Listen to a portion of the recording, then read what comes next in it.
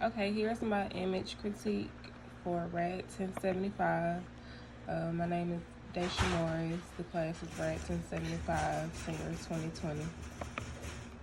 The image that I used was from one of my old case studies. Was a right lower extremity X-ray. It was the AP tip field. So here's the image captured of the right AP tip field. We have the lateral condyles, the femur, the medial condyles, the intercondylar eminence, the tibula and the fibula, the lateral malleolus and the medial malleolus. The technical factors, the EI is 173, the mass is 2.24, and the KVP is 70. So here's the case information.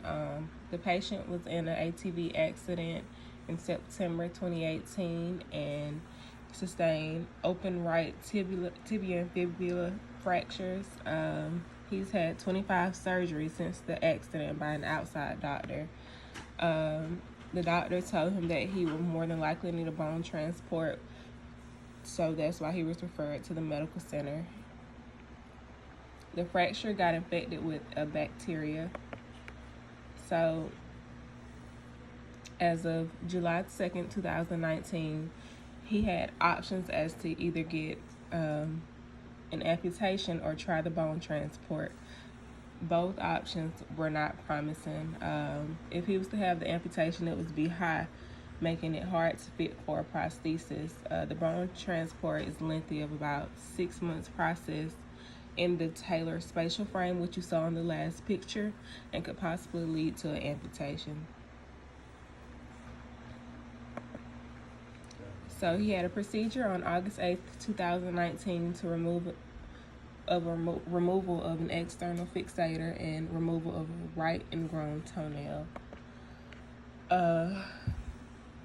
The procedure description: the patient was laid supine and given anesthesia under non-sterile conditions, and proper cleaning. The external fixator was removed. Afterwards, the ingrown toenail was removed, and the patient was placed in a long-leg splint with struts to support his tibia.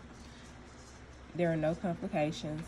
The patient had to be non-weight bearing on his leg. In 3 to 4 weeks, if everything went well, he will be brought back for the Taylor spatial frame and start the bone transport. So on September 4th, 2019, they put the Taylor spatial frame on and removed the antibiotic cement. So for this procedure description, a tourniquet was placed on the right thigh, and the operation was started by entering the patient's previous flap.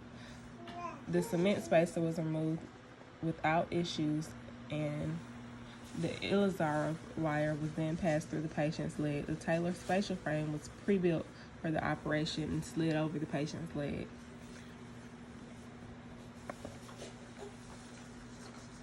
So on his visit October 2019, the patient had his right tip fib x-rayed and a routine ankle because of equinus in the right lower extremity. Due to the worsening of the conditioning, the patient will undergo another procedure to revive the spatial frame. So here's a larger view.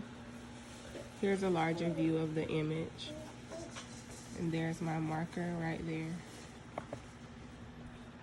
So in my image critique, the bone and landmarks used in position and centering both knee and ankle joints should be properly demonstrated. With positioning, there is some rotation due to limited mobility of the leg. Corrective measures in case of improper positioning. A slight tooth angulation may compensate for rotation. And centering is somewhat off-centered, and the ankle joints are not well demonstrated due to cutoff. It was collimated too tight. The SID is 40 inch. It was low contrast.